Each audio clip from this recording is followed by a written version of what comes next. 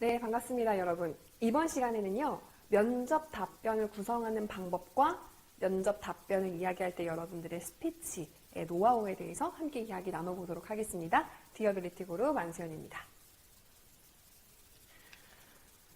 똑같은 질문 한번 드려보고 시작을 할게요. 면접, 왜 볼까요? 좀 막연하죠. 면접을 보는 이유는 이렇게 얘기할 수 있을 것 같아요. 일단 면접에 왔다는 건 뭐 몇 배수를 뽑든 간에 그래 우리의 기본적인 이력서랑 자기소개서 기준을 통과한 친구들이 오는 거예요. 그럼 그 중에서 야, 너 이거 진짜니? 진짜 이 프로젝트 했니? 진짜 이거 검증했니? 혹은 이력서랑 자기소개서 기준을 통과는 했지만 조금 의문이야. 그래 한번 보고 싶어. 그런 친구들을 면접에 부르는 거예요. 그래서 면접은 여러분들의 실 역량을 직접 눈으로 보고 판단하기 위해서 찐인지 아닌지, 그리고 또 더 나아가서 미처 종이에서 다 보여주지 못한 여러분들의 숨은 역량과 매력을 찾기 위함이다 라고 생각해 주시면 되겠습니다. 역시 직무 적합성을 잊지 않으셔야 된다는 거 꼭 다시 한번 기억해 주시면 좋을 것 같고요. 오늘 저희 면접 관련된 답변 구성은 초반에 어떻게 답변의 구성을 진행해야 될지 지난 시간 내용과 살짝 더불어 리뷰하고 항목별로 좀 더 촘촘하게 살펴보도록 하겠습니다.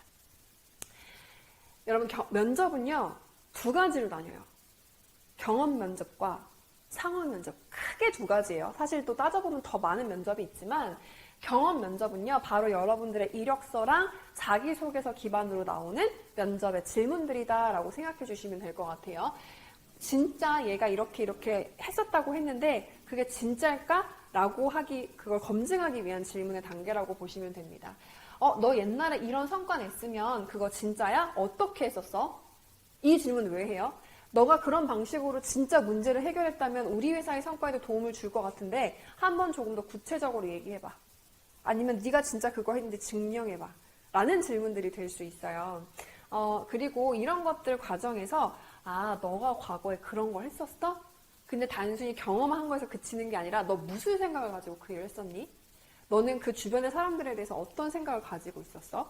어떤 이런 식의 숨은 가치관들을 물어볼 수도 있어요. 요거 같은 경우는 여러분들이 어떻게 정리를 좀 하면 좋으냐면 제가 계속 말씀드렸죠. 그래프랑 스토리 시트는요. 정말 맞는 카드라고 얘기를 드리고 싶어요. 이거를 작성을 하셔야 여러분들이 그래프로 볼 때 아래로 내려갔던 실패한 사례들. 근데 말씀드렸죠. 실패했다고 나쁜 사례다? 아니다. 내가 실패를 통해서 좌절을 통해서 겪었던 배움이 뭔지를 어필하실 수 있으면 그 경험은 살리실 수 있어요. 어떻게 인생이 맨날 성공 탄탄대로예요. 그럼 말이 안 되는 거예요. 그리고 이거를 저는 꼭 이 작업을 해주셨으면 좋겠어요. 스토리 시트를 작성을 하고 야 내가 이런 시트를 작성을 했는데 이거 리더십의 키워드랑 연결해 볼 수 있어? 혹은 내가 이거를 조직 소통의 관점으로 풀어주고 싶은데 어떤 부분이 좀 더 보강되면 될까? 라는 부분 물어보시면 좋아요. 왜 저희 같은 코치나 컨설턴트들한테 문의가 많이 와요. 그러면은 저희가 잡아드리는 게 바로 그런 부분들이에요. 이 부분에서 이런 내용들을 조금만 더 이렇게 보완 수정하시거나 사례를 구체적으로 얘기하시면 스토리의 관점으로, 스피치의 관점으로 쓰실 수 있겠는데요. 커뮤니케이션의 관점으로 쓰실 수 있겠는데요. 이런 거 잡아드리는 거거든요. 그래서 그걸 또 돈 주고 매번 하기는 좀 그러시니까 조금 타인들에게 공공성, 즉 정말 이 얘기가 이렇게 느껴지는지에 대한 당위성을 체크한다라고 봐주시면 좋을 것 같아요. 자, 그리고 상황 면접인데요. 얘는요. 약간 인바스켓 면접이라고도 이야기를 해요. 즉 뭐냐. 바스켓 안에서 우리 회사의 상황에서 일어나는 일들이 다 넣어놓고 물어보는 거예요. 이거는 경험 면접이랑 연결이 돼서 파생으로 나올 수도 있고요. 그냥 단일 질문으로 던져지는 경우도 있어요. 예를 들어 첫 번째는 이거예요. 너 이런 경험이 있다. 우리 회사는 이거랑 비슷한 이런 상황이 있거든? 너 그럼 어떻게 할 거야? 라고 물어봐요. 여러분 이 질문은 결국 인적성 질문이랑 비슷하다고 보시면 돼요. 본인은 그렇다라고 이야기를 했는데 실제로 상황을 줘보니까 애가 그렇게 생각하지 않고 그렇게 행동하지 않아. 거짓. 이렇게 되는 거예요. 되게 무서운 질문들이에요. 그래서 실제로 회사에서 많이 일어날 만한 가상의 상황이나 이런 것들을 제시해서 본인들이 어떻게 해결해 나갈지에 대한 것을 답변하는 건데 경험 질문, 원래 내 경험에 대한 진위 여부를 가리는 내용이 되기도 하고요. 두 번째, 문제 상황에 대한 대처 능력을 보는 거기도 하고요. 이거 문제 해결력이죠. 그 다음에 순발력에 대한 걸 보기도 해요. 솔직히 그럴 때 있어요. 밑도 끝도 없는 대답하는 지원자들도 있거든요. 저게 말이 되나? 근데 어쨌든 그 순간에 우리의 상황을 듣고 그런 대처를 해낼 수 있다는 것도 굉장히 높은 점수를 줄 수 있는 항목 중에 하나이다 라고 봐주시면 되겠습니다. 요거는 한번 좀 얘기를 드려야 될 것 같아서요. 우리가 이제 면접을 볼 때 경험에서 기반된 질문도 하지만 툭 던져지는 질문도 있거든요. 단편적으로, 단일적으로. 가장 많이 나오는 내용들이 저는 이런 내용들이라고 요즘 말씀드릴 수 있겠어요. 첫 번째, 의사소통 능력은 뭐 기본이에요, 기본. 근데 의사소통이 그냥 친구랑 떠들고 뭐 이렇게 얘기하는 게 아니라 어떤 어려운 문제가 있었을 때 그걸 타인들과 조율해서 함께 해결해 갔던 경험을 얘기하시오. 라든지, 혹은 함께 동료들과 함께 문제 상황을 해결해 놨던 경험을 제시하시오. 혹은 동료들과 함께 어떠한 프로젝트를 기획하고 수행해냈던 경험에 대해서 이야기해 보시오. 이런 것들도 전부 다 의사소통에 대한 내용들이 될 수 있어요. 이런 질문을 할 수도 있어요. 상대방이 경청을 하고 있는지 안 하고 있는지 어떻게 파악하나요? 자, 이거는요, 여러분들이 타인에 대한 관심도로도 볼 수 있지만 실제로 의사소통 간의 공감 능력이 있는 사람인지 아닌지를 보여주는 항목이기도 합니다. 문제 해결 능력은 근데 대부분 비슷한 프레임이 있어요. 너 이런 문제가 있거든? 어떻게 해결했어? 우리 회사에 이런 문제가 발생할 수 있어. 어떻게 해결할 거야? 이런 프레임. 즉 여러분들의 강점과 직무의 적합성을 어떻게 발휘해서 주어진 문제들을 해결해왔고 혹은 앞으로 해결할 건지를 물어본다 라고 봐주시면 됩니다. 자기계발 능력은요, 사실 예전에는 조금 사사로운 질문이라고 판단되는 경우들이 많았는데 요즘엔 좀 얘기가 달라요. 왜? 한 조직에서 오래 근무하는 장기 근속자가 많이 줄어들고 있고요. 왜 요즘에 뭐 워라벨이라든지 아니면 개인의 삶이 좀 더 중요하다, 미니멀 라이프다 이런 키워드들이 사실 나오면서 조직에서는 좀 고민이 있어요. 이 친구들이 좀 더 건강하게 조직 생활을 할 수 있는 방법은 없을까? 근데 그 건강은 육체적 건강도 있지만 정신적 건강도 포함이 되거든요. 그래서 본인은 자기 개발을 위해서 일주일에 얼마만큼의 시간을 투자합니까? 혹은 업무와 전혀 별개의 일로 본인이 관심 있는 분야에 대해서 배우거나 습득한 경험이 있습니까? 이런 것들을 물어보기도 해요. 조금 더 직관적으로는 스트레스를 어떻게 푸나요? 이런 거 물어보기도 하거든요. 여러분 이거는 너 스트레스 그렇게 푸냐? 같이 풀자. 이거 물어보는 거 아니에요. 조직이란 곳은 사실 내 입맛대로 살 수가 없죠. 그런 조직의 환경에서 네가 스트레스를 받을 때 얼마나 건강하게 해결하고 회복 탄력성으로 제자리로 돌아올 수 있는 사람인지를 보는 거다라고 생각해 주시면 좋을 것 같아요. 이런 부분들 세 가지 키워드가 조금 핵심적으로 조직에서 공통적으로 많이 물어보는 내용이다라고 봐주시면 좋을 것 같아요. 요거는 앞에서 저희 자소서 기법 얘기 드렸었는데 얘는 면접에서도 똑같이 적용이 많이 됩니다. 한 번만 짚고 갈게요. 홀파트, 스타 기법. 첫 번째 홀파트는 내가 얘기하고자 하는 경험이나 저에게 이런 문제 상황이 있었는데요. 저는 세 가지의 저만의 기지로 이 문제를 해결해 나갔습니다. 혹은 3단계로 이 문제를 해결해 나갔습니다. 와 같이 단편적 조각을 이야기하는 기법이다. 라고 이야기 드렸어요. 역시 여기다가 이것들을 경험을 바탕으로 어떤 걸 배웠고 어떤 결과가 나왔고 붙여주는 건 동일합니다. 그 다음에 스타 기법. 하나의 사건을 좀 더 촘촘하게 이야기하는 거다라고 말씀을 드렸죠. 시츄에이션, 태스크는 합쳐질 수 있는 부분일 거다. 액션과 리절트. 어떤 행동을 했고 어떤 결과가 나왔는지를 보여주는데 여기서 중요한 건 뭐다? 구체성이다. 정량화다. 라고 하는 부분들. 선생님 어떻게 인생의 모든 것들이 정량화됩니까? 그쵸. 그럴 순 없어요. 그런데 사람들은 숫자를 믿어요. 특히 여러분들이 근무하게 되는 조직이 조금 보수적이거나 아니면 숫자를 다루는 조직의 업무가 좀 중요한 집단이다 라고 한다면 뭐 그거는 말할 것도 없죠. 그 다음에 스타에다 더해다가 마지막 한 줄 포부 어떤 걸 배웠고 배운 걸 바탕으로 앞으로 내가 회사에서 어떤 인재 될게 혹은 이런 문제 상황이 왔을 때 이렇게 해결하는 인재가 될게 라고 이야기해주는 한 줄 메시지까지 적어주시면 퍼펙트하다. 근데 이 에듀케이트 포부 부분은요. 약간 분위기를 봤는데 답을 그렇게 다 길게 하는 분위기가 아니야. 그리고 말이 조금만 길어지면 면접관 얼굴이 막 일그러져. 귀찮아해. 그러면 요 한 문장을 좀 빠르게 탁 제거를 해주셔도 괜찮아요. 혹은 시츄에이션과 태스크 부분을 조금 더 심플하고 간결하게, 구구절절하지 않게. 근데 여러분들이 여기서 구구절절해지는 이유가 있어요. 왜? 이거는 내가 거의 꾸며내고 머릿속에서 생각해내야 되는 일인데 얘는 팩트잖아요. 원래 있었던 일이잖아요. 이거라도 얘기해보자 이러면서 구구절절 얘기해요. 여러분들의 옛날 이야기 듣고자 면접을 보는 게 아니에요. 그래서 이 부분에 아래쪽에 A 부분, R 부분, 포부 부분에 조금 더 집중의 그 노력을 더 많이 기해 주시라라는 이야기 드리고 싶습니다. 이것도 저희 자소서 때 한번 봤어요. 여러분들이 어떤 사례를 얘기했어. 경험을 얘기했어. 그러면 그 경험에서 파생되는 질문들까지 고려를 해야 면접 준비를 한다라고 이야기하는 거예요. 자, 파생 질문을 끌어내기 위한 가장 좋은 방법은요. 평소에 친구나 동료들 중에 나를 못 잡아먹어서 안달인 애들 있죠. 걔네들 불러와요. 야, 내가 이런 경험 자소서에 쓸 거거든. 면접에서 얘기할 거야. 한번 나한테 토 달아줘. 한번 나를 아주 갈기갈기 찢어줘. 라고 부탁을 하세요. 그러면 파생 질문들이 정말 촘촘하게 나와요.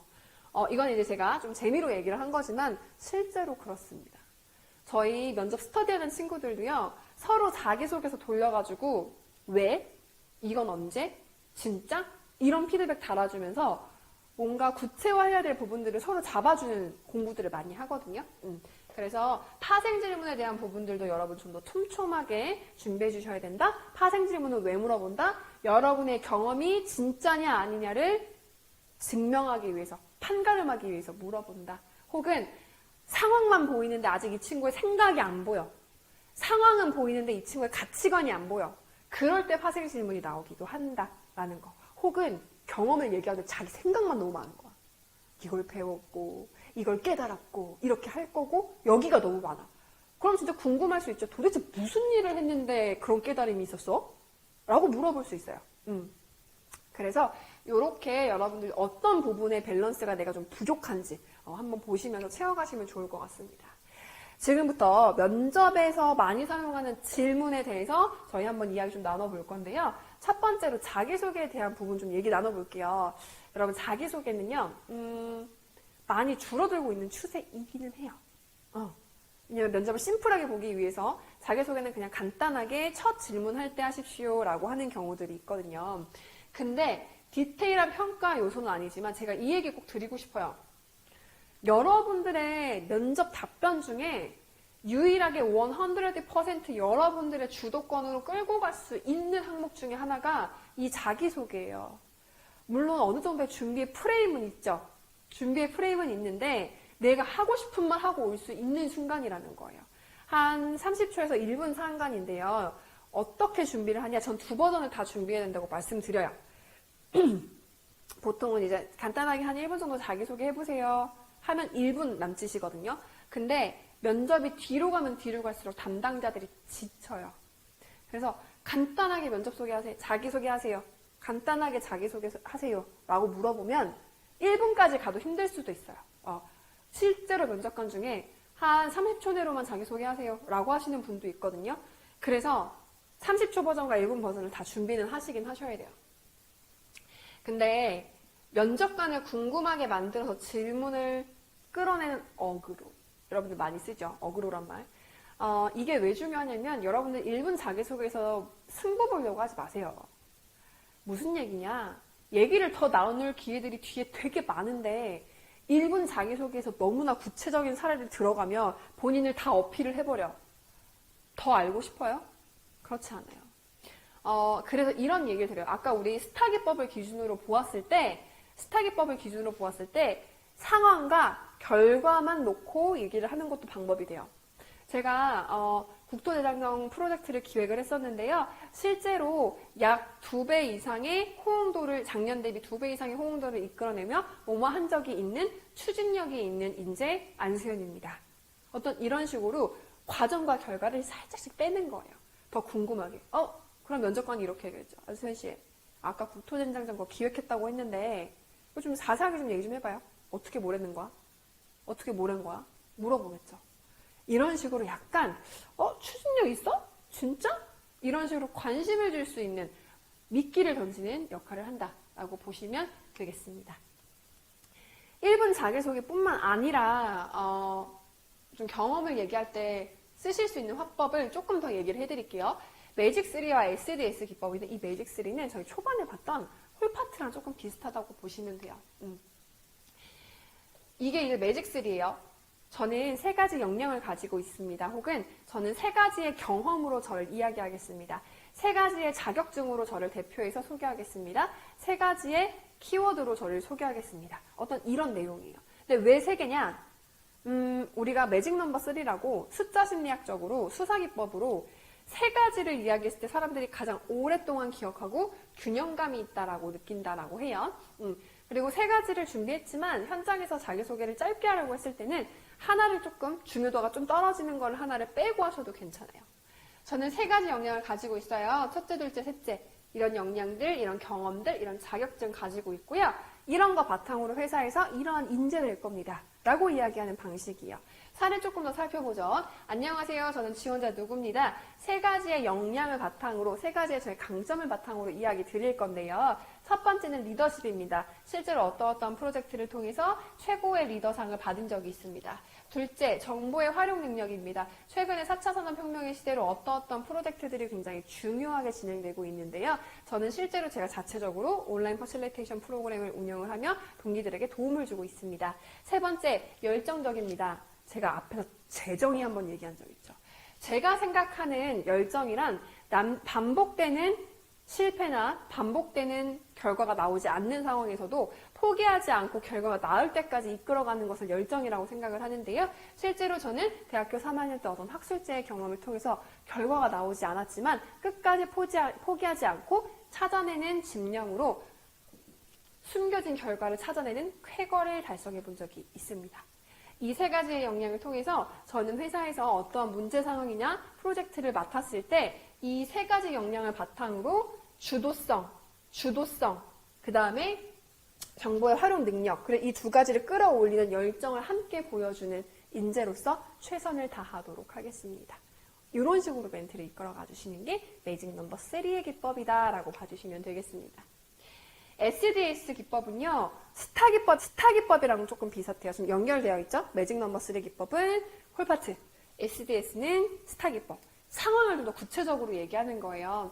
그래서 나는 어떤 역량을 가진 사람이거든? 근데 내가 이 역량을 기반으로 이러이러한 사례들을 겪어왔었어. 그리고 혹은 이러한 사례를 통해서 이 역량이 있다는 걸 내가 발견한 적이 있어.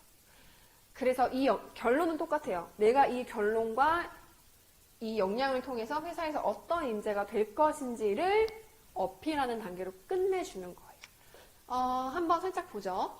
SDS 기법의 그러니까 서머리, 디테일, 서머리예요. 서머리, 디테일, 서머리. 첫 번째 서머리. 나 어떤 역량 가진 사람이야. 두 가지씩 제가 초반에 얘기했어요. 나는 어떤 역량을 가진 사람이야. 안녕하세요. 끈기 있는 지원자 누구입니다. 제가 실제로 대학생 때 학생들을 함께 모아서 자전거 투어로 부산까지 3박 4일 동안 프로젝트를 기획한 적이 있었어요. 두 가지씩 끝이죠. 프로젝트를 기획하고 성공적으로 이끈 경험이 있습니다. 서머리 했어요. 서머리 두 가지씩으로. 디테일 준비하죠. 근데 디테일은 지금 여기는 제가 조금 이해를 돕기 위해서 길게 써놨지만 여러분 앞에서 끈기 있다라고 얘기했잖아요. 본인이. 그러면은 끈기와 관련된 키워드 한두 개만 가지고 있어도 돼요. 우선 행사를 준비하는 과정에서 두 가지 문제가 좀 생겼는데요. 첫 번째는 길을 잘 알지 못했습니다. 두 번째는요. 이것을 진행할 수 있는 숙박 장소를 구하는 것이 쉽지 않았습니다.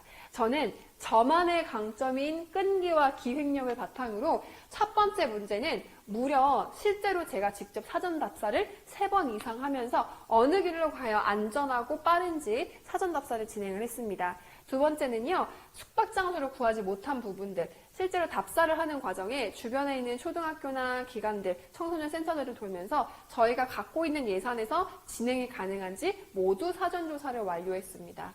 저의 끈기는요, 단순히 몸에서 나오는 끈기가 아닙니다. 이 끈기는 타인을 생각하는 마음, 프로젝트를 달성하겠다라고 하는 강한 목표의식에서부터 나온다라고 생각합니다. 저는 이러한 끈기를 바탕으로 이 회사의 신입사원이 되어서 회사와 함께 진행해 나가는 목표에 달성하는 데 가장 큰 인적 자원이 되도록 하겠습니다. 감사합니다. 이런 식의 마무리도 할 수 있는 거죠. 그리고 마지막으로 이게 방금 제가 말씀드린 거 어떤 상황에도 포기하지 않고 이러한 역량으로 여러분의 핵심 인재가 되겠다라고 하는 부분들 얘기해 주시는 거예요.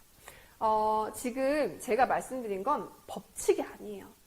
여러분들이 얘기를 깊게 들어가기 좀 힘들고 짧게 쳐야 된다면 매직 넘버 3나 혹은 홀파트 좀 더 하나의 사례로 깊게 들어갈 수 있다면 SDS나 스타 기법을 사용하시면 도움이 되시겠죠. 자, 이렇게 두 가지의 내용 살펴봤고요. 지원 동기 내용 살펴보죠. 1분 자기소개는 사실 여러분들 이미 프레임이 어느 정도 있잖아요. 그리고 내가 할 수 있는 얘기가 많잖아요. 제일 어려워하는 것 중에 하나가 지원 동기예요. 지원 동기. 여러분 지원 동기를 솔직히 잘 쓰려면요. 산업 분석, 기업 분석, 직무 분석이 다 되어 있어야 돼요. 할 게 진짜 많죠. 근데 일단 그거를 디테일하게 다 하기 어렵다면 적어도 이 회사가 지금 어떤 프로젝트들이 메인 프로젝트로 진행이 되고 있고 그 다음에 사회에서 어떤 피드백을 받고 있고 어떤 점을 추구하고 있는지 정도는 분석을 하고 지원 동기를 쓰셔야 돼요. 여러분 지원 동기는 제가 이렇게 얘기해 볼게요. 약간 프로포즈 같다고 생각하시면 돼요. 여러분 내가 프로포즈를 하는데 이렇게 프로포즈하면 느낌이 어떨까요? 야, 나 돈도 잘 벌고 키도 크고 차도 있고 돈도 뭐 맨날 일하고 프리랜서인데도 남부럽지 않게 번다? 내가 널 좋아해. 어때요? 뭐 사람에 따라 좋을 수도 최고인데? 이럴 수도 있어요. 그런데 잘 생각해봐요. 내가 좋다고 해놓고 왜 지 자랑만 하고 있어? 라는 생각 들지 않아요? 실제로 사랑 고백이나 프로포즈라고 하는 건 너의 이런 점이 좋아. 어떠한 점이 멋있어. 어떠한 점을 굉장히 높게 사. 라고 얘기를 하는 게 맞아요. 근데 여러분들의 지원 동기는 어때요? 지 자랑만 하고 있어요. 내가 어디서 뭘 배웠고 어떤 것에 관심이 있어서 막 가봤고 좋죠. 관심이 있어서 가본 거는 여러분들 잘한 건데 거기서 너네들의 어떠한 강점들을 내가 발견했어. 그 부분이 빠져있다고요. 항상. 여러분 지원 동기는요. 그 회사만의 객관적으로 딱 봤을 때 느껴지는 경쟁력 혹은 주관적으로 내가 삶에서 중요하게 생각하는 가치들이 이 회사에 있을 때 그거를 보여주는 거예요. 그래서 저는 보통은 지원 동기를 잘 쓰려면 큰 기업들은 뉴스나 이런 데서 많이 나와요. 그리고 인터넷 좀만 찾아봐도 나와요. 근데 중소나 중견들은 사실 지원 동기 자체를 이렇게 막 촘촘하게 물어보지 않기도 하지만 그런 경우에는 저는 현직자 면담이 굉장히 필요하다고 얘기를 해요. 여러분 현직자 면담을 할 수 있는 곳이 굉장히 많아요. 예를 들어 뭐 고용노동부에서 요청을 할 수도 있고요. 여러분들이 학생이니까 학교에 있는 취업지원처를 통해서 선배님들의 현직자를 찾아갈 수도 있고요. 혹은 저는 실제로 취업 준비할 때 그랬어요. 그냥 메일 보내봤어요. 인사팀에. 궁금한 게 있다. 메일만 알려주시면 그 양해 구해서 메일만 알려주시면 제가 깔끔하게 정리해서 패키치지 않고 질문하겠다. 메일 보냈어요. 여러분 그런 패기도 없이 현직자를 어떻게 보냐고 물어보시면 안 돼요. 어떻게든 요즘 그리고 여러분 하물며 연예인한테도 인스타 DM으로 연락하기 편해진 세상에 왜 연락 못해요? 할 수 있다는 거예요. 자, 왜 꼭 이 회사가 안 되면 안 되는지, 이 회사가 왜 꼭 나한테 필요한지, 그리고 객관적인 경쟁력이 뭔지 라고 하는 부분인데 이 두 개가 가장 중요한 포인트예요. 왜 이 회사가 아니면 안 되는지, 그리고 진짜 객관적인 경쟁력이 뭐고 내가 여기에서 이바지하고 싶은 게 뭔지 쓰는 건데 헷갈리면 안 되는 게 하나 있어요. 왜 꼭 이 회사가 아니면 안 돼? 라고 하는 부분에서 제발, 아마 여러분 교재 여기 빵빵빵 뚫려 있을 거예요. 소비자적 관점으로 쓰지 마세요. 무슨 얘기? 뭐 예를 들어 우리 왜 그 바나나 맛 우유 똥똥한 거 있잖아요. 그거 거기 기업이 어디예요? 빙그레. 빙그레 자소서 보면 80%가 아버지가 목욕탕에서 주신 바나나 맛 우유를 잊지 못한대요. 말도 안 되는 소리죠. 말도 안 되는 소리예요. 심지어 말이 진짜 80명이 다 먹었다고 치자. 그러면은 그게 지원 동기가 다 바나나 우유가 맛있어서? 여러분 바나나 우유는 맛있으라고 만든 거예요. 맛없으라고 만든 음식 있어요? 내가 소비자를 한번 우롱해보겠어 하면서 맛없는 거 만드는 사람 있어요? 없어요. 우리 그럼 이것도 볼게요. 스튜어디스야. 항공직, 어디든 항공직이든 지상직이든 지원을 해. 왜 저희 항공사에 지원을 하셨죠? 물어봐요. 제가 대학생 때 여행을 갔더니 스튜어디스 언니가 너무 친절해가지고 감동을 받았대. 그래서 나도 사람들의 여행에 친절함으로 함께 동행하는 스튜어디스가 되고 싶대요. 말도 안 되는 소리. 여러분, 스튜어디스가 불친절한 거 본 적 있어요? 물론 개인에 따라서 좀 차이가 있죠. 근데 본 적 있냐고요. 지침이 있어요. 친절하라는 지침이 있다고요. 근데 그걸 보고 감동을 받았다? 말이 안 돼요. 오히려 겉으로 보여지는 딱 정해진 좋은 경험, 좋은 서비스 이런 것들 안에는요. 오히려 어두운 이면들이 있을 가능성도 있다는 걸 인지하셔야 돼요. 그래서 경험, 소비자적 관점에서의 경험은 굉장히 위험한 지원 동기가 돼요. 근데 이것도 좀 그래요. 단순한 회사 칭찬. 이거 뭐 좋더라고 이게 아니라 왜 이 회사가 안 되면 안 되는지의 부분에 있어서 경쟁력을 좀 제외하고 저는 그래서 현직자 면담 많이 물어보거든요. 뭘 많이 물어보냐면 실제로 뭐 돈을 잘 줘 뭐 이런 걸 떠나서 이 회사에서 정말 현직자로서 내가 그래 다 참고 다녀볼게 라고 만드는 요소가 뭐예요? 라고 되게 많이 물어봐요. 그럼 이런 것도 물어봐요. 사실 뭐 일은 조금 힘든데 자녀의 일에 관해서는 정말 대표님이 많이 관대하셔 라든지 혹은 우리가 출퇴근이 굉장히 업무 강도는 조금 세지만 주어진 시간에 업무만 잘하면 출퇴근이 굉장히 자유롭거든. 그리고 최근에 이런 얘기들이 중요해요. 그리고 최근에 원래는 9시, 10시 출근자를 선택했었는데 이제는 그 선택 없이 본인이 자유롭게 그 사이에 출근하면 될 수 있도록 사교가 바뀌었어. 여러분 이런 내용을 아냐 모르냐는 엄청난 차이예요. 엄청난 차이라고요. 그래서 이런 부분들을 얘기를 들어서 제가 삶에서 굉장히 중요하게 생각하는 가치는요. 개인의 시간을 유연하게 활용하되 그 안에서 최선을 다하는 것입니다. 제가 이 회사에 너무 오고 싶어서 실제로 다방군데 저희 현직자분들 그 다음에 또 여러 가지 정보들을 취합한 결과 임직원들의 출퇴근 시간에 대한 보장을 굉장히 철저하게 해주시면서 믿어주고 업무 성과에 대한 결과로 철저하게 분석해 주신다는 이야기를 들었습니다. 이런 부분에 있어서 물론 같은 직무를 해낼 수 있는 회사들은 굉장히 많지만 제가 이 회사에 와야 되는 이유가 바로 여기서 결정적으로 딱 초이스가 됐다고 말씀드릴 수 있습니다. 여러분 이거 굉장히 중요한 포인트예요. 현직자 바로 만나러 가시면 저는 정말 좋겠다라는 생각 듭니다.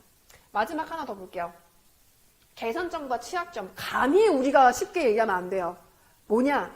여러분 회사에서 취약점이 있고 개선점이 있는 걸 모르겠어요? 알아요. 누구보다 잘 알아요. 여러분보다 훨씬 잘 알죠. 그런데도 이것이 분명히 생겨난 이유나 근거나 배경들이 있을 거예요. 우리가 그거 쉽게 알 수 있어요? 현직자 만나서 물어보면 알 수는 있겠죠. 근데 그걸 여러분들이 회사도 안 바꾸고 못 바꾸고 있는 걸 여러분들이 어떻게 바꿀 거예요? 자, 개선점이나 취약점은요, 함부로 건드리는 거 아니에요. 그럴 때 있죠. 야, 내가 기분 나쁘라고 하는 얘기는 아닌데 하는 순간 기분이 되게 나빠요. 그런 개념이라고 생각하시면 됩니다. 좋은 얘기만 해도 면접장 분위기가 살얼음 판인데 개선점, 취약점 신중하실 필요 있다라고 말씀드릴 수 있겠습니다. 자, 지원 동기에서 좀 이런 것도 좀 살펴볼게요.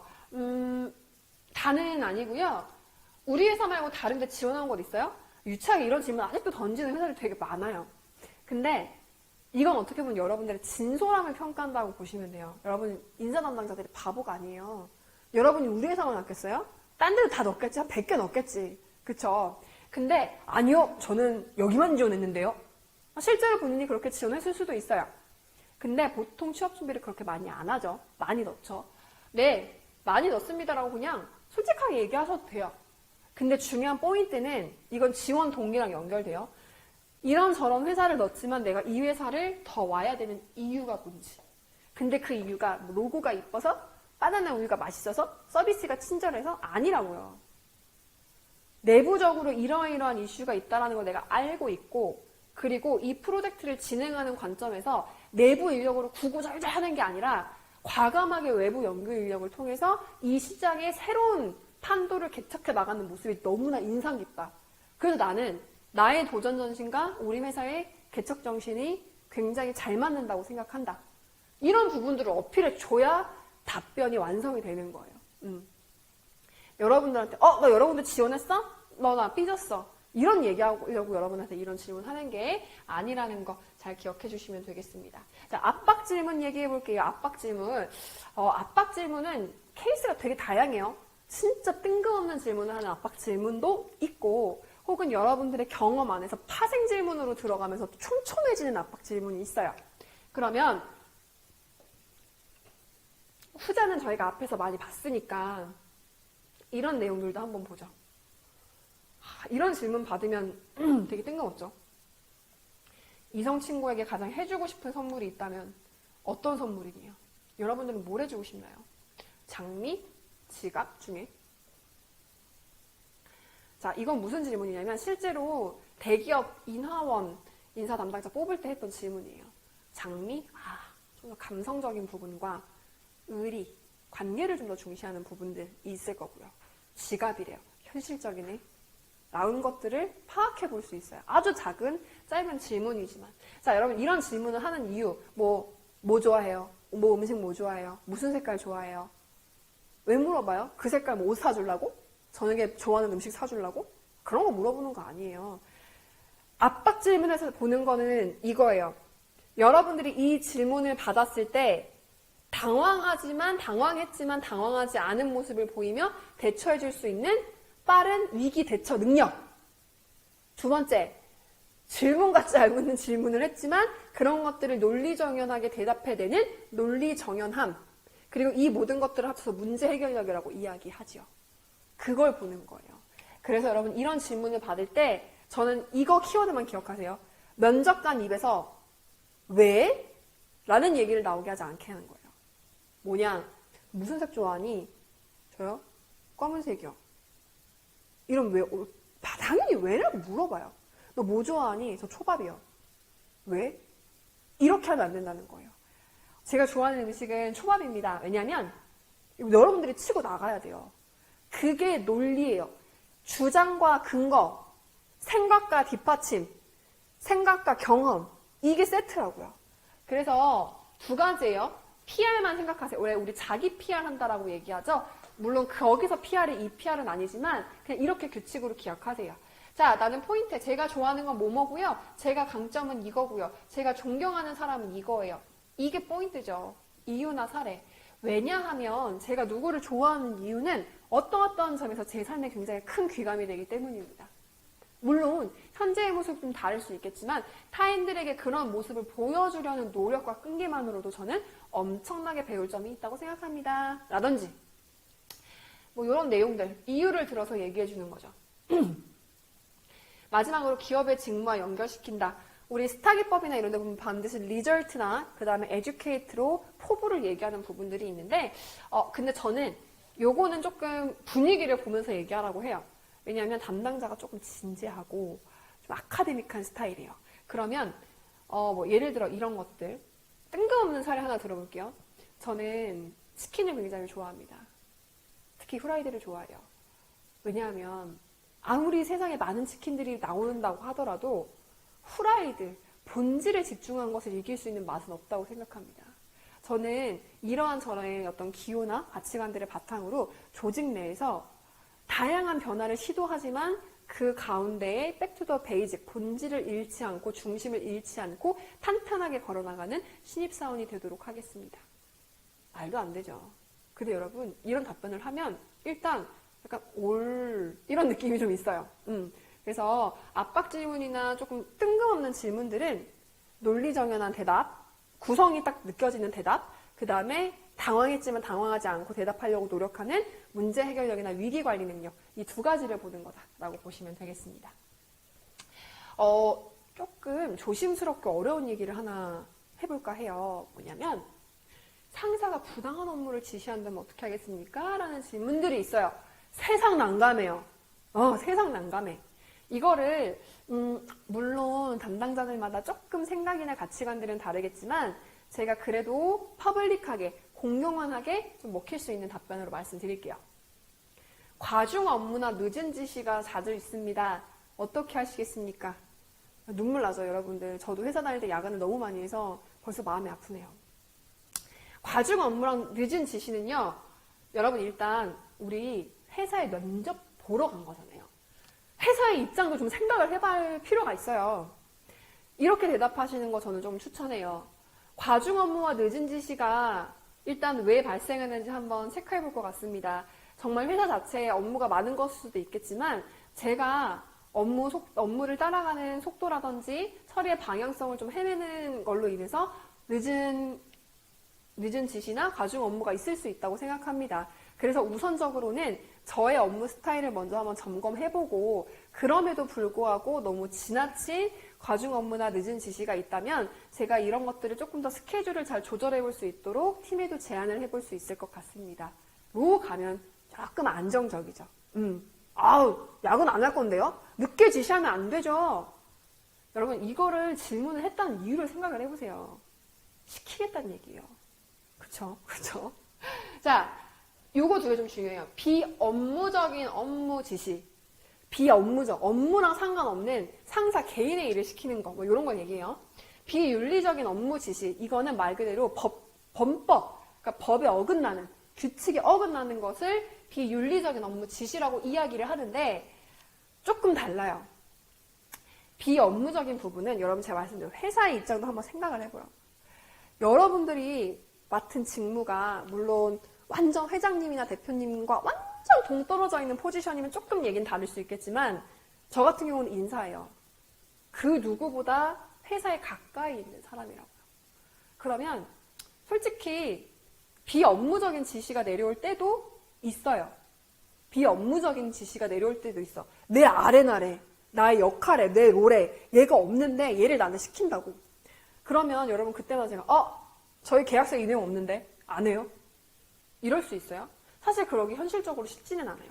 그래서 저는 이런 내용이 오면은 이렇게 단계적으로 얘기를 하라고 좀 말씀드리고 싶어요. 일단 여러분들 이거 생각을 좀 잘해야 돼요. 뭘 생각을 해야 되냐면 지시를 한다는 것에 있어서의 모든 책임은요. 일단 상사가 지는 거예요. 물론 상사가 나한테 뒤집어 쓰일 수도 있어. 근데 그 일이 반복되고 저 상사가 원래 저런 놈이야 라는 생각이 조직에 퍼지면 손해는 상사가 봐요. 그래서 제가 이런 답변을 조금 해라고 얘기를 드리고 싶습니다. 일단 첫 번째, 비업무적인 지시더라도 분명히 업무 시간에 뭔가 필요한 부분이 있어서 지시를 하실 수 있을 거라고 생각합니다. 그래서 제 업무 스케줄이라든지 업무 데드라인에 방해가 되지 않는 범위에서 함께 동료로서 서포트할 수 있는 부분은 분명히 있다고 생각합니다.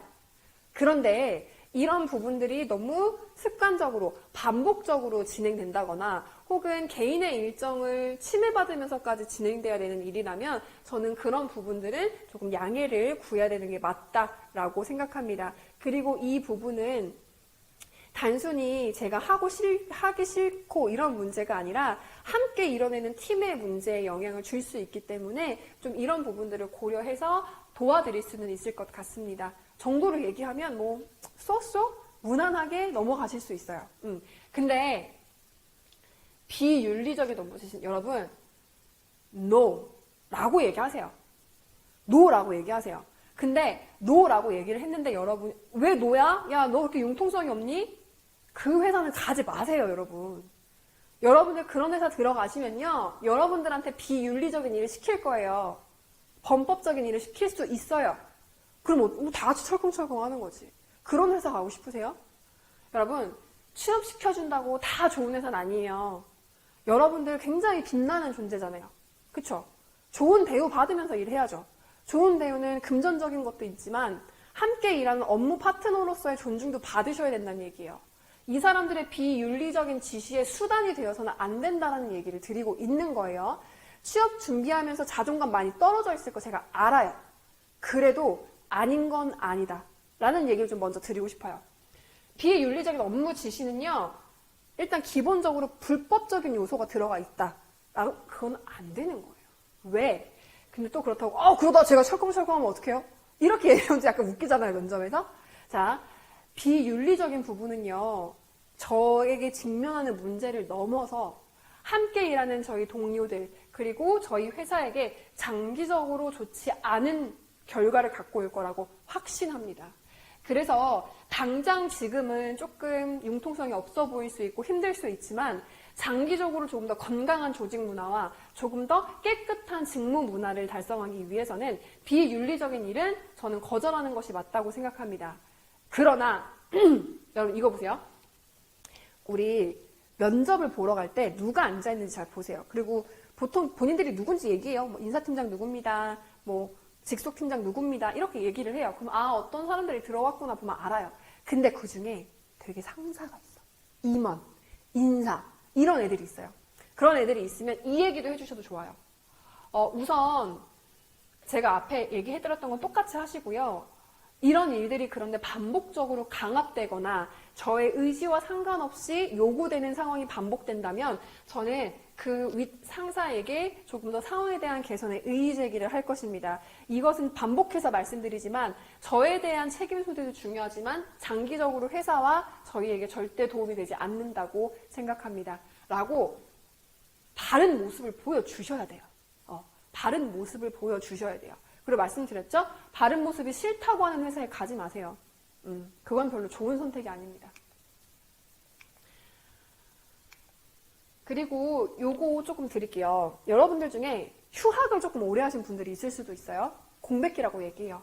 제일 고민 많이 하는 것 중에 하나가 이 공백기를 어떻게 얘기할 거냐예요. 그럼 공백기가 뭐가 그렇게 고민입니까?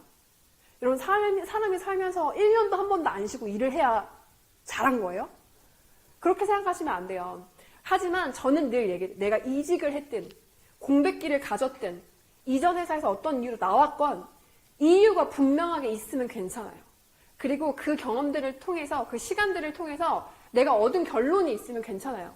무슨 얘기냐? 이런 거예요. 결과물이 없을 수도 있지. 그리고 공백기에 어떻게 살면서 매번 결과물이 있어요. 일단 결과물이 있으면 제가 이렇게 볼 수 있어요.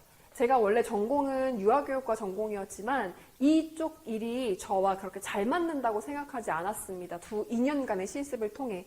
그래서 조금 더 저에게 잘 맞는 일을 찾고자 길게 휴학을 했고요. 그 가운데 저는 다양한 대외활동, 사람들의 만남, 멘토님과의 멘토링을 통해서 제 삶에서 나아가야 될 방향들을 많이 잡을 수 있는 귀한 시간으로 만들어냈습니다. 그리고 그 결과 저는 인사, 성인교육이라는 방향성을 크게 잡을 수 있게 되었고요. 관련된 외부 교육들을 많이 들으면서 부족했던 지식에 대한 부분을 채웠고, 그리고 지금 바로 최고의 어디 회사, 바로 이 자리에 면접을 볼 수 있는 귀한 기회를 얻게 되었습니다.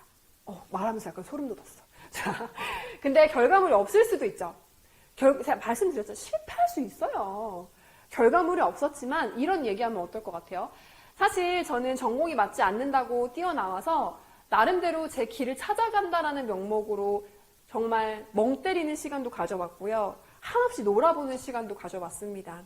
물론 이 과정에서 제가 조금 더 촘촘하게 목표를 세우고 실행하지 못해서 아직은 제가 완전 그 기간 동안 만족할 만한 결과를 얻었다라고 하기는 힘들지만 저는 이 시간을 통해서 제 삶을 온전히 누리는 법, 즐기는 법도 알게 되었고 아무것도 갖고 있지 않을 때 정말 나를 지켜줄 수 있는 사람들에 대한 소중함도 함께 깨달았습니다. 그리고 그 과정 중에 그래도 저에게 다가온 소중한 기회, 소중한 감각들이 저를 지금 이 면접장으로 이끌었고요. 앞으로 성인교육에 대한 관심을 가질 수 있다라는 자신감을 심어 주었습니다. 저는 앞으로 지금 힘겹게 잡은 제 이 갈래를 놓지 않고 저를 함께 신입사원으로 채용해 주신다면 이 분야에서 최선을 다해서 그동안 못 다했던 정성 쏟도록 하겠습니다. 라고 얘기하셔도 괜찮아요. 괜찮아요. AI 뽑는 게 아니에요, 여러분. 그래서 이런 부분들을 진심으로 그 다음에 말씀드린 논리정연하게만 잘 얘기를 하시고 내가 뭘 느꼈고 뭘 배웠는지만 잘 얘기하시면 상관없어요. 공백기가 있으면 안 뽑는데 가지 마세요. 어떡해. 난 공백기가 있는데. 그렇죠? 신중하고 현실적으로 생각하시라는 얘기를 계속 드립니다. 자, 기타 몇 가지 좀 살펴볼게요. 가치관을 물어보는 곳들이 생각보다 조금 있어요. 근데 가치관을 얘기하실 때 중요한 건 뭐냐면 이거를 조금 중시해요. 지원자 얘가 삶의 경험으로부터 본인을 돌아볼 수 있는 아이인가 아닌가를 많이 본다라고 보시면 되겠습니다. 그래서 당연히 직무 관련된 그것도 괜찮은데요. 가치관은 좀 직무랑 벗어나도 크게 문제가 되지는 않아요. 근데 가치관을 얘기할 때 중요한 포인트가 있어요. 내 삶으로부터 돌아봐야 돼요. 그게 첫 번째 말씀드릴게요. 두 번째는 내 삶으로부터 돌아봐야지 외부 요인으로부터 영향을 받은 가치관은 조금 신중할 필요가 있다라는 거고요. 그 다음에 디테일한 사례가 나와주는 거 중요해요. 이거 설명드릴게요. 외부 요인이 뭐냐? 내가 어느 카페에서 일을 했었는데 그 카페에서 일을 하시는 사장님이 맨날 자유로워 보이고 그런 삶이 너무 멋있어 보였어. 그래서 내 삶의 가치관은 나도 나중에 뭐 어떤 자유로운 삶을 살기 위해서 나의 일을 하자. 이거래요. 이게 외부 요인이에요. 내가 피부와 살로 느낌으로 머리를 굴려가면서 겪은 경험이 아니라 그냥 봤더니 와우 멋있어. 와우 편해 보여. 와우 행복해 보여. 이걸로 인해서 받은 게 외부 요인이에요. 이런 가치관들은요, 쉽게 바뀌어요. 더 멋진 게 오면 깨질 거고요. 더 편한 게 오면 깨질 거예요. 이런 건 외부 요인은 신중하셔야 돼요. 그럼 어떤 거냐? 사실 이거는 제 가치관이에요. 좀 무섭죠. 압도적인 실력으로 승부하래요. 제가 대학생 때부터 약간 말을 조금 조리 있게 잘하는 편이었어요. 그래서 좀 준비를 좀 안 해도 조별 발표든 뭐 대외 활동이든 그냥 그 현장에서 좀 이렇게 살펴보고 앞에 나가서 얘기를 하면 사람들이 와, 너 말 진짜 잘해 라고 얘기를 했었어요. 근데 제가 그런 저를 믿고 그냥 계속 입만 놀린 거예요. 근데 어느 순간 결정적인 전문 지식을 어필해야 되는 순간에 제가 완전 무너졌던 경험이 있거든요. 전공 발표에서. 그때 진짜 창피했어요. 안 그래도 무대 위에서 주목받는 것도 좋아하고 자존감도 되게 높은데 그때 그 일이 저한테 굉장한 창피함으로 많이 다가왔어요. 근데 어떡해요? 내가 안 한 건데. 내가 잘못한 건데. 그래서 저는 이때 제 스스로 부족한 점에 대해서 충분히 성찰하고 인정하고요. 그 다음부터는 타고난 것은 선물 같은 거예요. 타고난 재능은 선물이지만 실제로 우리가 승부해야 될 것은 변하지 않는 압도적인 실력이어야 한다. 라는 게 저의 가치관으로 자리 잡혔어요. 여러분 어때요? 제가 누구로 인해서 변했나요? 아니에요. 내가 수치심도 느껴보고 내가 몸속에서 닭살도 돋아보고 내가 잘못해서 이렇게 됐구나라는 걸 깨달아서 바뀐 게 가치관이에요. 이런 애들은 쉽게 바뀌지 않아요. 그래서 여러분들의 가치관은 여러분의 삶에서부터 나와야 된다라는 얘기를 조금 드리고 싶고요. 그 다음에 이런 부분들에 대한 경험, 제가 방금 말씀드렸죠? 대학교 때 이런 경험이 있었다. 이런 내 삶에서의 경험을 구체적으로 좀 얘기해 주시는 거 생각해 주시면 좋겠습니다. 자, 마지막 할 말이에요. 선생님 이거 해야 돼요? 말아야 돼요? 많이 물어보는데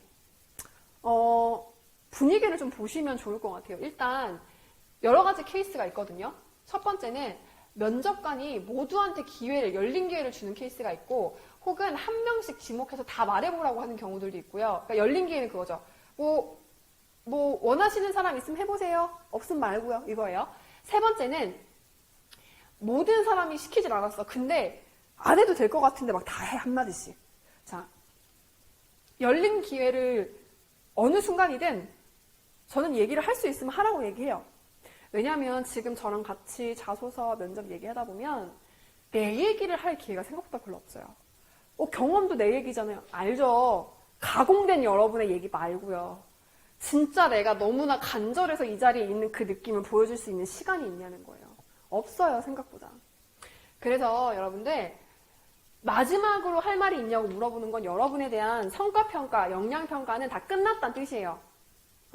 그래서 이제 여러분한테 필요한 거 뭐다? 리얼 취준생 정신. 리얼 취준생 정신. 제가 실제로 면접 볼 때 되게 별로라고 생각했던, 별로보다는 옆에 앉혀놓고 일 시킬 때 조금 피곤할 것 같은데 라는 친구가 있었어요. 근데 그 친구가 마지막 할 말에서 우는 거예요. 왜 울어요? 그랬더니 사실 자기가 면접 볼 때 너무 간절했고 지금 이 앞에 있는 것 자체 톡 떨어지더라도 이 앞에 와서 앉아있는 것 자체가 너무 감동이래요. 이력서 붙었을 때도 울었대요. 근데 그 얘기를 듣는데 그 친구가 계속 생각이 나더라고요. 무슨 얘기 드리고 싶냐면 여러분 사람은 인지상정이에요. 감정이 전이가 돼요. 그래서 물론 근데 면접을 막 엄청 망쳤고 막 이력서 자서 엉망인데 울었다고 합격하는 건 아니에요. 어느 정도 우리가 인정해줄 수 있는 범위까지 갔는데 진심이 느껴져? 간절해? 그런 마음이 움직일 수 있다는 거예요. 그게 대면 면접의 장점이겠죠. 그래서 여러분들 뭐 이런 부분들 내가 미처 다 어필하지 못한 내용들 혹은 저는 이거 가끔 얘기 많이 쓰거든요. 애들한테 많이 해요. 저희 팀 애들이랑 제가 인사팀 출신이니까 인재개발원 같은 데를 가끔씩 놀러가요. 주말에 야 커피 먹자 나가자 하는데 간 데가 인재개발원이야. 거기가 왜 가면 좋냐면 인재개발원이나 전시관, 점포 같은 데는 특히 인재개발원이나 전시관은 그 회사 히스토리를 볼 수 있는 굉장히 좋은 경험이 있어요. 그래서 마지막으로 저 할 말 있습니다. 사실 제가 이 회사에 너무 오고 싶어서 인재개발원에 갔다 왔는데 그때 이런 멘트를 보았습니다. 어떠어떠한 것이 어떠어떠하다.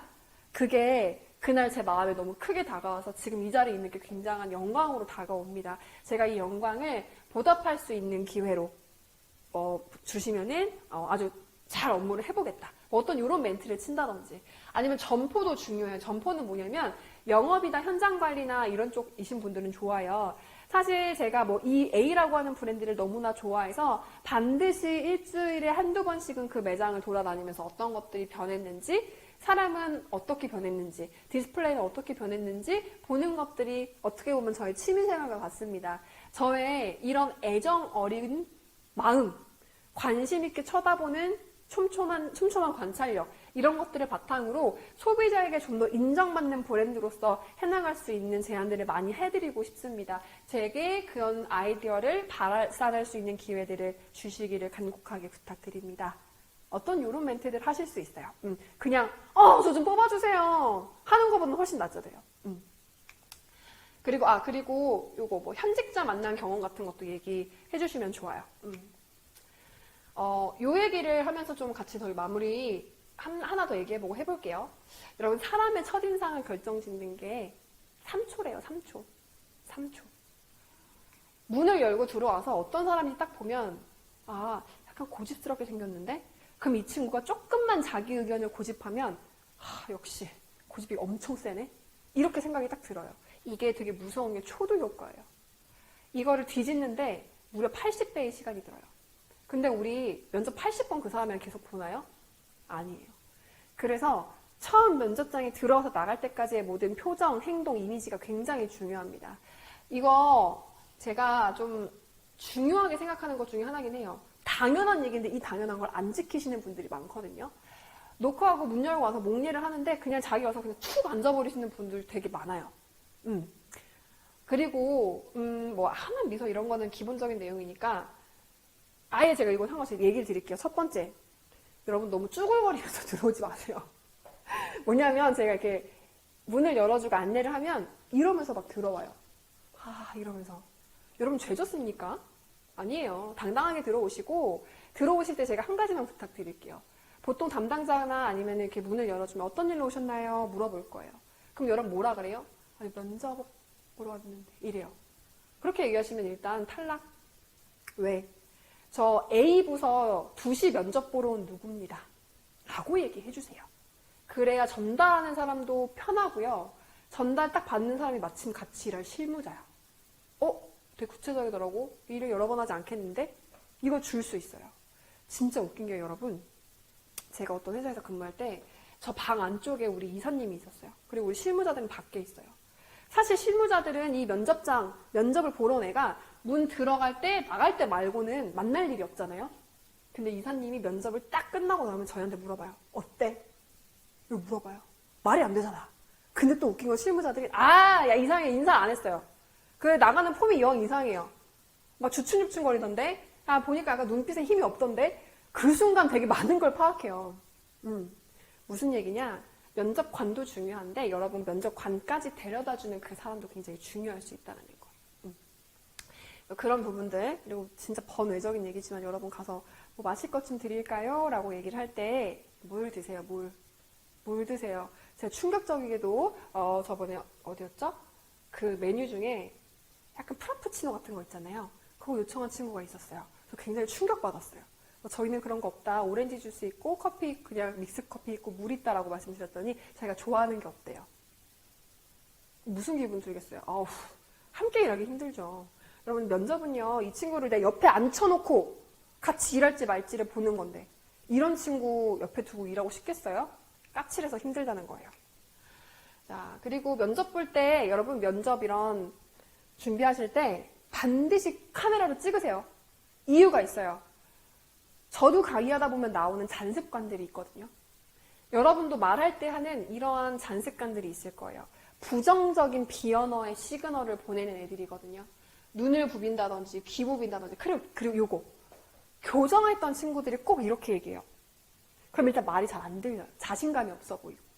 이런 부분들을 조금 교정하시기 위해서 반드시 촬영 진행해 보시는 거 말씀드리고 싶고요. 취준생 시간을 보내면서 되게 힘들어하는 거 제가 알아요. 근데 말투가 다 저는 그래가지고 네네네 한 적 있습니다. 네. 끝이 계속 날아가요.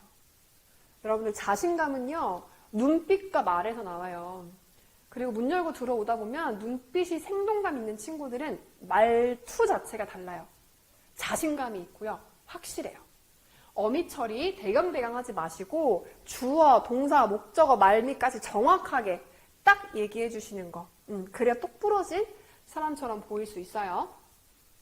그리고 이것도 하나 좀 말씀드릴게요. 여러분들의 경험을 얘기하실 때 특정 지명, 명칭, 번호, 사람을 얘기할 때가 있어요. 근데 우리는 처음 듣잖아, 그 얘기를, 면접관들은. 그러면 여러분들이 또 말끝을 흐리면서 이렇게 빠르게 얘기를 하면 제가 오늘 오는 것은 어디입니다. 제가 대학생 때 어떤 프로젝트를 진행했었는데요. 그렇게 얘기하면 우리는 다시 이력서를 뒤져보거나 아니면 어디요? 뭐라고요? 라고 물어보게 돼요. 여러분 그럼 분명히 당황할 거잖아요. 나한테 또 물어봤어. 어딘지 짜증내면서 물어봤어. 이러면서 마음 무너질 거잖아요. 그렇게 하시지 마시고요. 필요한 정확한 단어들, 나만 아는 명칭들은 조금 천천히 이야기해 주시면 좋아요. 저는 대학생 때 대학생 연합 프레젠테이션 동아리 어디에서 활동을 했던 경험이 있습니다. 라고 확실하게 짚어서 조금 0.5초 정도 꾹꾹 눌러서 얘기한다는 느낌으로 해주시면 좋을 것 같고요. 이거는 제가 원래 강의 때 잘 얘기 안 하는 건데 여러분이니까 하나 드릴게요. 제가 여러분 닥터자르트라고 하는 화장품 브랜드 아세요? 거기 인사팀이었는데 어떤 친구가 너무 긴장을 해서 왜 이렇게 계속 입술 각질 뜯는 친구들 있죠. 근데 어떤 친구가 면접을 보다가 이게 너무 심하게 뜯긴 거야. 피가 갑자기 나기 시작했어요.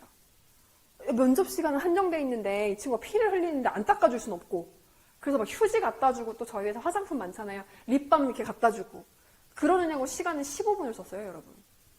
어떤 느낌 들까요? 물론 좋은 추억이 있겠죠, 우리끼리는.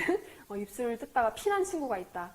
근데 이거는 무슨 얘기냐면 여러분 이미지도 되게 중요하다는 얘기를 하고 싶어요.